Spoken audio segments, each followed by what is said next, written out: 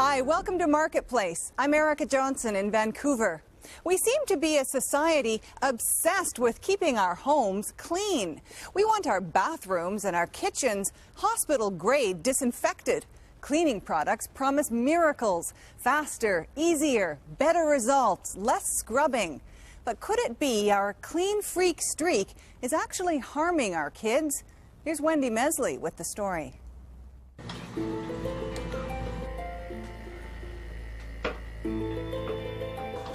Sean Ellis is hunting for something. Something in this house that's invisible. In the air, maybe. It could be the house, we're not sure. Something that could explain why this family keeps getting sick. In the past year, I found that I was getting really stuffed up and I developed bronchitis. It doesn't seem to be getting better. It just seems to be getting worse. So I want to try and find out what's going on. Amanda Saul has severe respiratory problems. 5 weeks ago, she was rushed to the hospital because she couldn't breathe. I called Sean because I was having a lot of problems breathing-wise, and I wasn't sure if it had to do with the house, with the molds and stuff, or if it had to do with the quality of the house, or maybe even our cleaning products. Her oldest son, Kieran, is 3 years old. Like so many kids these days, he suffers from allergies, eczema, and recently, asthma. It's my oldest that I'm concerned about because he has asthma, so anything could trigger that. So Amanda turned to Ellis, a toxicologist who's begun marketing his services to anxious homeowners.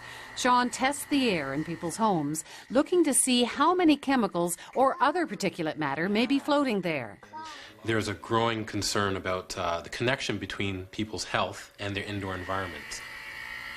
Sean tests for all kinds of things: mold, moisture, and more, he's testing for chemicals. Some of my clients using cleaners, especially if it's a combination of cleaners, can actually make them dizzy or have headaches. What he's talking about are cleaning products, like the ones Amanda and her husband use every day. Many of them contain chemicals. I think the majority of the awareness of cleaning products in people's homes are that a cleaning product is natural and safe. I don't think people consider cleaning products chemicals. And this young family likes their cleaners as much as anyone else. It is very seductive to try and get the best cleaning product out there that will actually do the job. Open wide. In your mouth, not on the floor. Speaking of seductive, check out the advertising. The Come On to Parents is full of babies and young children looking adorable and oh so vulnerable. It's a parent's job to keep them free from germs. So, say the ads, spray that change table with Lysol, clean that high chair with disinfecting wipes, and don't forget to mop those floors before putting baby down to play. Last year, Canadians spent over $275 million on household cleaning products. They're appealing to the fear of danger for their children and the desire to keep them safe.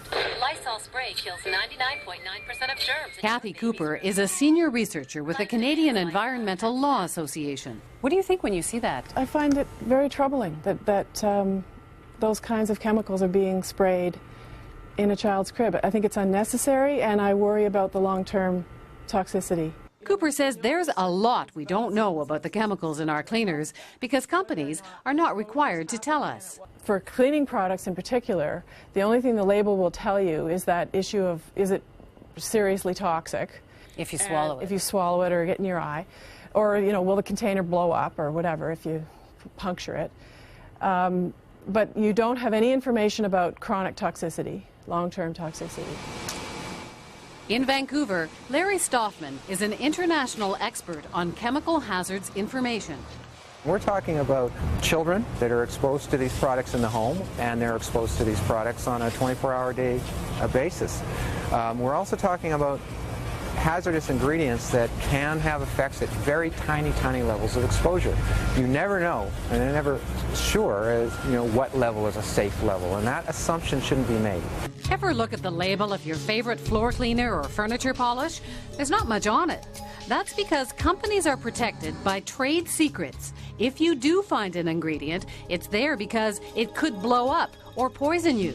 Many other chemicals are not even listed. If you had the kind of labeling laws, for instance, they have in Europe, where it would tell you that this product contains something that may cause cancer, for example, and another similar product that does the same job doesn't, you might not buy the product that contains the carcinogen. If you didn't, then the market would determine what manufacturers put in their products. We're basically conducting an enormous experiment on our children and our children's children. Sean Ellis is testing the air in parts of the house where cleaners are stored. He's measuring volatile organic compounds, or VOCs. His meter does not tell you how strong or harmful the chemical particles might be. All it does is provide clues as to how many particles there are. You can always smell those cleaners, even though they're all tightly sealed. Sure enough, everywhere the cleaning products are kept, the readings jump. We asked Sean to test 3 of the products we saw in the commercials. The average home normally reads about 50 parts per billion. Let's see what happens with the pledge, 273 parts per billion. According to Sean, anything over 500 could be a problem for sensitive people.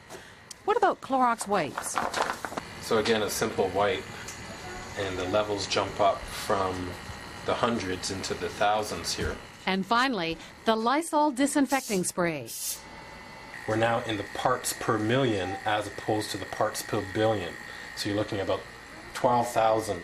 That's about 1,000 times higher than the Clorox. I'm cleaning the counters, but am I doing something opposite where I'm affecting my kids' respiratory problems?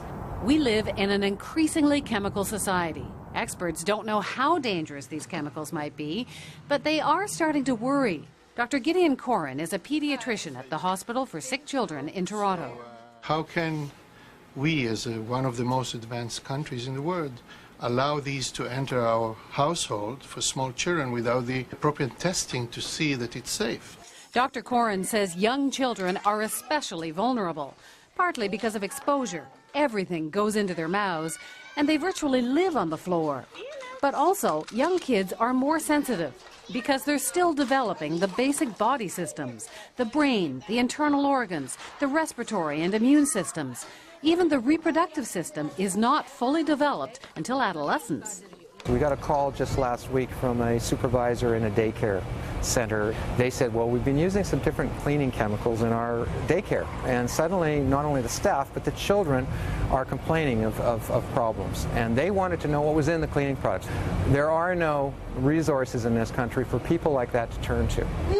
What is this?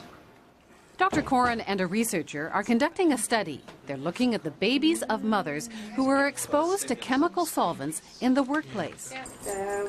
This mother worked in the packaging area of a chemical plant that produces pesticides and fertilizers for commercial use. Baby Jenna is having her vision tested. We don't know her results yet, but research on other kids is in. So you're finding that vision is affected in some of these fetuses, babies. What does that indicate? What does that mean? Well, of course, vision is one of the functions of the human brain. So it means that these chemicals find themselves through mom, through the umbilical cord, into the baby, into the developing brain, and damaging functions there.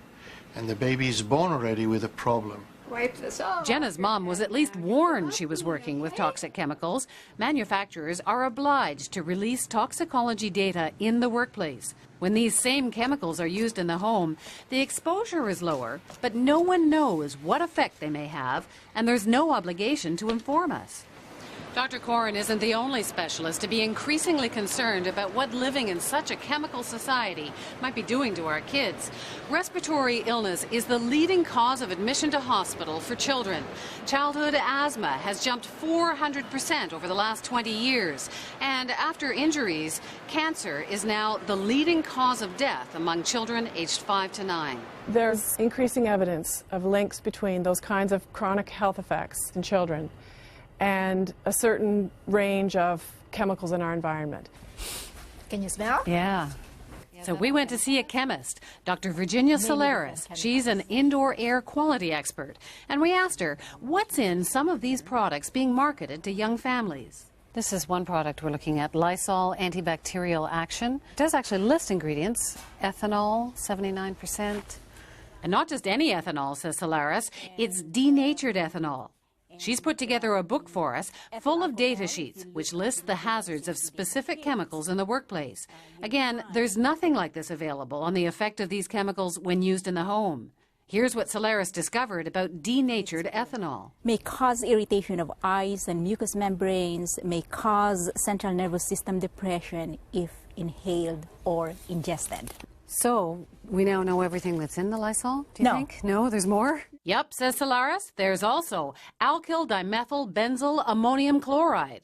This is a class of compounds that act as a disinfectant or biocide. Which means it's a pesticide. It's harmful by inhalation, ingestion, and through skin contact. So we've learned that in this can, there are products that can cause skin irritation or irritation to the lung, even neurological implications. And yet here they're saying to, spray where kids are, to use it every day or at least use routinely. Is that a good idea? Well, that's something that the parents should think about. Do they want to spray the air that people are breathing, or their kids, the toys or surfaces that the children are touching? Do they want them sprayed? Okay, now this is Clorox disinfecting wipes. It says to wipe surfaces throughout the house, kitchen, and bathroom. Playpens. It lists two products, dimethylbenzyl ammonium chloride and dimethylethylbenzyl ammonium chloride. Again, like in the Lysol, more pesticides with possible harmful effects. If you find that it has an ingredient which is a chemical, you can't even pronounce it, you don't know what it is, you don't know how it can affect you, I think it's about time you think, should I be using this? Now here is another product. This is Pledge. There's no ingredients listed at all. Again, Dr. Solaris has done her homework. It has silicones and it has butane gas. Like in a lighter? Yes, and propane. Like in the barbecue? Exactly. So what do they do, butane and propane? May be harmful if inhaled. Eye irritant and narcotic, meaning it can affect your brain. And then there's the glass cleaners. What's in them? Some of them have what are called glycol ethers. There's concern over these products because for workers who are exposed occupationally, they've been seeing some reproductive effects, and so in the semiconductor industry, they're being phased out. What about all the laundry detergents and fabric softeners? I think people assume that they're safe. Is there any cause for concern with chemicals in those? You'd be amazed at the number of chemicals that are used in detergents. They have chemicals to prevent the dirt from sticking back onto the clothing. They've got chemicals to oxidize, and of course you've got the perfumes. You may not be rinsing away all of those chemicals. What kind of exposure do you need to those chemicals before it's harmful? We don't really know. But we know at some level it can be harmful. That's right. They sure know a lot more about chemicals used outside of the home, where workers have to be informed. Workers have a right to know in this country what they're working with, what they're exposed to, what the health hazards are. Stoffman helps run a watchdog group that looks out for the health and safety of workers. There's a labeling system in the workplace that has symbols for both acute and chronic hazards and statements that are supposed to warn you about those hazards. It will disclose whether it contains a carcinogen in it or a reproductive toxin or some other chronic health hazard. Some of these same chemicals are in consumer products, but there's nothing on the label like that for the consumer product. All household cleaners fall under the Hazardous Products Act, which is almost 40 years old. They're also regulated by something called the Consumer Chemicals and Containers Regulations. Labels are required to provide hazard symbols like poison and flammable, and they have to give information about first aid treatments for those ingredients. But there's no requirement to list other chemicals that could cause long-term health effects, and no warnings that say anything like may cause respiratory problems. People assume that if it's on the shelf, it's been tested, it's safe. And you can't make that assumption all the time. You can't. Not with the regulatory framework that we have in place. People make that assumption because they trust the government agencies are actually looking after that. Yeah, and they shouldn't make that assumption with respect to the Hazardous Products Act in particular. That's a federal law that desperately needs to be updated. It only reacts to problems after they've been identified. And when people start getting sick? Sick or dying. I mean, the kinds of regulations that have been put in place have to do with where children's sleepwear has caught fire, or cords have gotten around their necks, or we found or lead in the paint on cribs, or all of those kinds of things. Those regulations were not put in place until after serious and or fatal health problems occurred. There's some lapsus, some gap in the way we think. I would expect my government, my regulatory process, to expect such tests to be done before something is approved to be used where small children are growing. While Dr. Corrin's regulatory process, Health Canada sent us this email where they say the responsibility for assessing the hazards associated with a chemical product is that of the manufacturer or importer.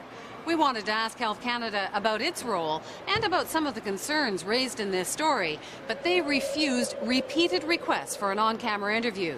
The makers of Lysol, Clorox and Pledge said they were unavailable for an interview, and so did their trade association. Just doing a casual count, I noticed more than 10 different types of cleaners in your home. Meanwhile, back at the Sauls, Sean has just finished advising Amanda to cut back on some of her cleaning products. So I think I'm going to go through all of them and try and find one or two that will work. But also another way I might do it too is to try and see what natural products are out there. If there's a demand for that, the industry will provide it. So Amanda Saul has decided to cut down on the chemicals in her home. But she'll have to figure it out on her own. For the time being, at least, the government and manufacturers are under no obligation to help her. And that's our show for this week. For Wendy Mesley and everyone at Marketplace, thanks a lot for joining us. I'm Erica Johnson in Vancouver. See you next week. Hi, welcome to Marketplace. I'm Erica Johnson in Vancouver. We seem to be a society obsessed with keeping our homes clean. We want our bathrooms and our kitchens hospital-grade disinfected. Cleaning products promise miracles, faster, easier, better results, less scrubbing. But could it be our clean freak streak is actually harming our kids? Here's Wendy Mesley with the story.